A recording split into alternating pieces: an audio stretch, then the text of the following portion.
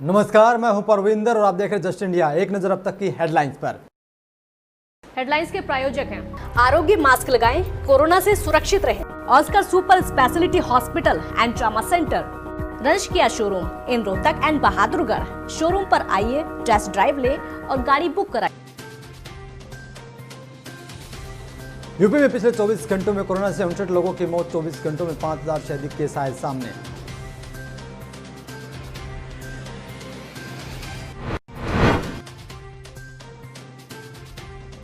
UP की योगी सरकार का बड़ा कदम, कोरोना योद्धा डॉक्टरों को मिलेगा सम्मान। 75,000 रुपये मिलेगी प्रोत्साहन राशि।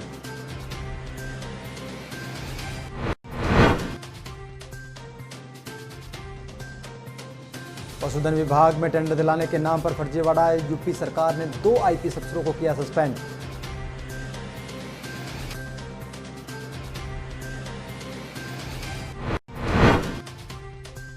समाज सेवी शिव कुमार शर्मा के आवास पर हुई बैठक। बिजली, पानी और किसानों की समस्याओं पर हुई चर्चा। समाधान नहीं हुआ तो आंदोलन की दी गई चेतावनी।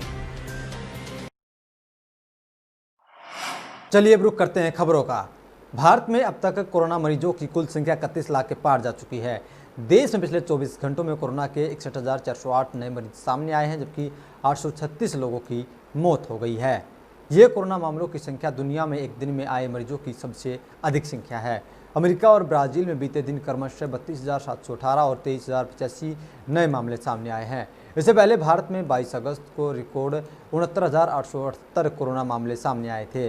स्वास्थ्य मंत्रालय के ताज़ा आंकड़ों के मुताबिक देश में अब तक 31,06,348 लोग कोरोना से संक्रमित हो चुके हैं। इनमें से 57,542 लोगों की मौत हो चुकी है। एक्टिव केस की संख्या 7,10,000 हो गई है, जबकि 23,38,000 लोग ठीक हो चुके हैं। संक्रमण के सक्रिय मामलों की संख्या की तुलना में स्वस्थ हुए लोगों की संख्या तकरीबन 3 गुना अधिक है। राहत की बात है कि मृत्यु दर और एक्टिव केस रेट में लगातार गिरावट दर्ज की जा रही है। मृत्यु दर गिरकर 1.85% हो गई। इसके अलावा एक्टिव केस जिनका इलाज चल रहा है उनकी दर भी घटकर 23% हो गई है। इसके साथ ही रिकवरी रेट यानी कि ठीक होने की दर 75% हो गई है। भारत में रिकवरी रेट लगातार बढ़ रहा है। ICMR के मुताबिक 23 अगस्त तक कोरोना वायरस के कुल 3,64,00,000 सैंपल टेस्ट किए जा चुके हैं, जिनमें से 9 लाख सैंपल की टेस्टिंग कल की गई थी।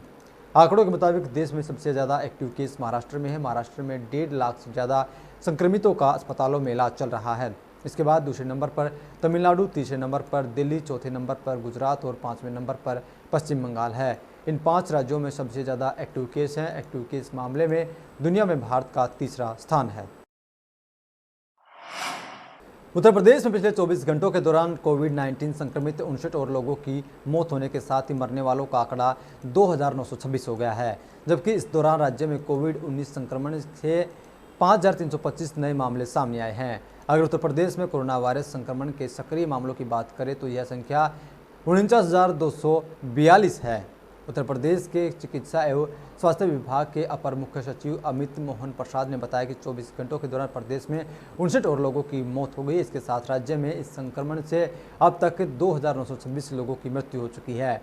साथ ही उन्होंने बताया कि राज्य में इस संक्रमण से होने वाली मौतों का प्रतिशत 1.56 है। इसके अलावा प्रसाद ने बताया कि पिछले 24 घंटों के दौरान राज्य में कोविड-19 संक्रमण के 5325 नए मामले सामने आए हैं। उन्होंने बताया कि प्रदेश में इस वक्त कोविड-19 के उपचाराधीन मामलों की संख्या 49,242 है और अब तक 1,35,613 संक्रमित लोग पूरी तरह ठीक होकर घरों को जा चुके हैं। इस तरह लोगों के ठीक होने का प्रतिशत अब बढ़कर 72.21 हो गया है। प्रदेश के चिकित्सा एवं स्वास्थ्य विभाग के अपर मुख्य सचिव अमित मोहन प्रसाद ने बताया कि प्रदेश में शनिवार को सबसे ज़्यादा 1,30,445 नमूनों की जांच की गई और अब तक कुल 45,51,619 नमूनों की जांच की जा चुकी है। प्रयोगशालाओं को जिलों के द्वारा कल लगभग 40,000 नमूने जांच के लिए भेजे गए। इसके साथ ही उन्होंने बताया कि प्रदेश में अब तक 62,744 कोविड-19 हेल्प डेस्क स्थापित किए जा चुके हैं। कोरोना काल में प्रदेश के डॉक्टर फ्रंटलाइन वॉरियर्स के तौर पर खुद को जोखिम में डालकर सैकड़ों मरीजों की जान बचा रहे हैं। हालांकि इसके चलते कई चिकित्सक खुद भी संक्रमित हो गए हैं, कुछ की जान भी चली गई। लेकिन प्रदेश सरकार ने कोविड के खिलाफ जान की बाजी लगाकर ड्यूटी कर रहे कोरोना योद्धाओं का उत्साह बढ़ाने के लिए नई रणनीति तैयार की है, जिसके तहत कोरोना के बढ़ते मामले और डॉक्टरों की कमी के चलते यूपी सरकार ने प्रोत्साहित करने की एक योजना बनाई है। इस योजना के तहत अलग अलग विभागों से आकर कोविड की ड्यूटी करने वाले डॉक्टरों को विभाग अलग से प्रोत्साहन राशि और बीमा की सुविधा देगा। गंभीर बीमारी से ग्रस्त संक्रमितों को बेहतर इलाज की व्यवस्था सुनिश्चित करने के लिए प्रदेश सरकार ने विशेषज्ञ चिकित्सकों की मदद लेने की योजना बनाई है।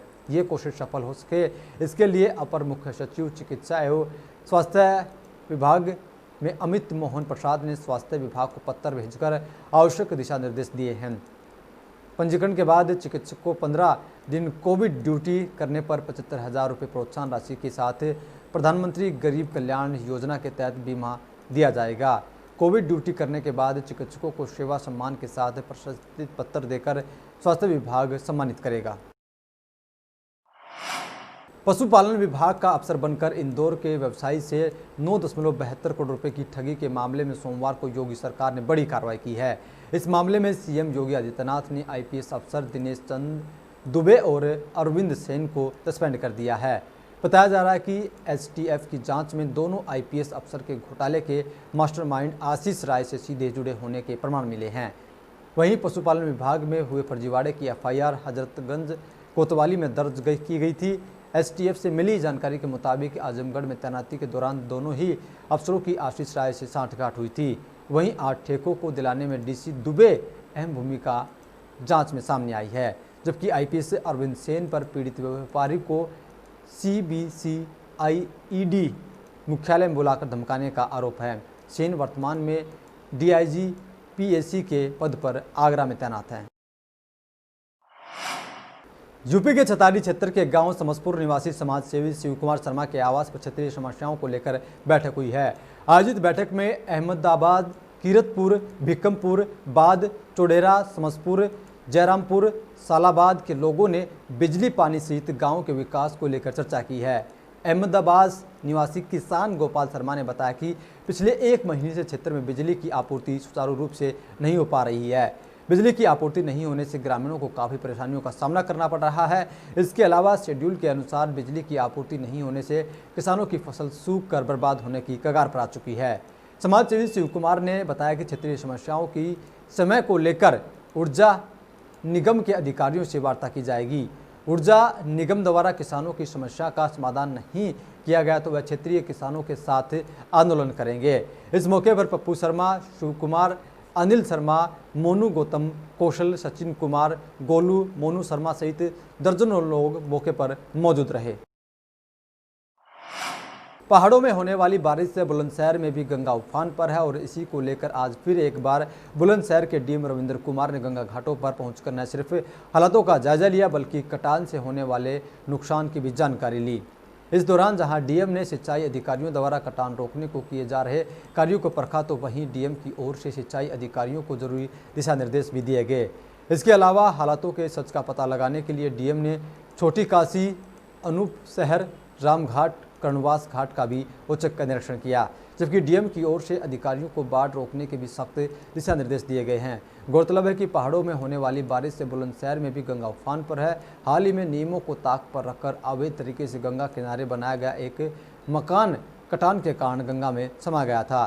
फिलहाल डीएम ने खुद मौके पर पहुंचकर घाटों के हालातों का जायजा लिया। अब चूँकि यहाँ 2-2.5 महीने पहले से ही कटान निरोधक कार्य हुए हैं, इस जगह पे लास्ट ईयर आपने देखा कि गंगा की धारा आती थी 90 डिग्री पे स्ट्राइक करती थी, इसलिए ज़्यादा कटान हुई थी। इस बार हम लोगों ने 2-2.5 महीने पहले ही यहाँ से 1 किलोमीटर दूर पर्कोपाइन स्ट्रेच बनाया है, जिसके कारण कुछ हद तक धारा मुड़ गई और यहाँ पे कटान कम हुआ है। हालांकि कुछ दिन पहले एक जो एबंडेंट घर था, घर नहीं कहें, वो तो केवल दीवार थी, वो टूट गया था, तो उसका भी काफ़ी इवेंट कराया है सोशल मीडिया पर। तो इसी को लेके आज हमने प्रबंध किया है और आप देख रहे हैं कि निरोधक कार्य पूरी तेज़ी से चल रहे हैं। पहले जहाँ ज़्यादा पानी था वहाँ हम लोगों ने बालू के बैग भर के डाले हैं, तो वहाँ पे और भी मिट्टी जमा हो गई है। तो प्रशासन की पूरी कोशिश है कि यहाँ पे कटान ना हो और लोग सुरक्षित रहें। आगे जैसी स्थिति आएगी वैसा फिर स्टेप लिया जाएगा। बुलंदशहर में कोतवाली देहात क्षेत्र में सांसद भोला सिंह के आवास के पास बदमाशों की पुलिस के साथ मुठभेड़ हुई है। पुलिस मुठभेड़ में 25,000 का इनामी बदमाश मुकेश उर्फ मुक्की घायल हो गया। बताया जा रहा है कि मुकेश लूट की घटना में वांछित चल रहा था। 25,000 रुपये के इनामी बदमाश मुकेश उर्फ मुक्की को पुलिस काफ़ी समय से तलाश कर रही थी। इनामी बदमाश मुकेश उर्फ मुक्की पर बुलंदशहर के विभिन्न थानों में गंभीर धाराओं में आधा दर्जन मुकदमे दर्ज हैं। वहीं दूसरी तरफ बदमाश का एक साथी अंधेरे का फायदा उठाकर मौके से फरार हो गया। पुलिस ने बदमाश के पास से एक तमंचा, 2 जिंदा व एक खोला कारतूस बरामद किया है। इसके अलावा एक अपाचे बाइक बिना नंबर जिस पर आगे पुलिस लिखा है वो भी बरामद की गई। कोरोना महामारी से लड़ने के लिए आरोग्य मास्क लाया है आपके लिए सबसे आधुनिक मास्क। इसके साथ ही आपको मिलेगी आधुनिक पीपीई किट, वो भी बहुत ही सस्ते रेट पर। contact@arogyamask.com पर जाएं और हमसे संपर्क करें या फिर www.arogyamask.com से जुड़ें। इसके साथ ही आप हमें कॉल कर सकते हैं। हमारा पता है Anand international, plot number 181, sector 25, Panipat, Haryana.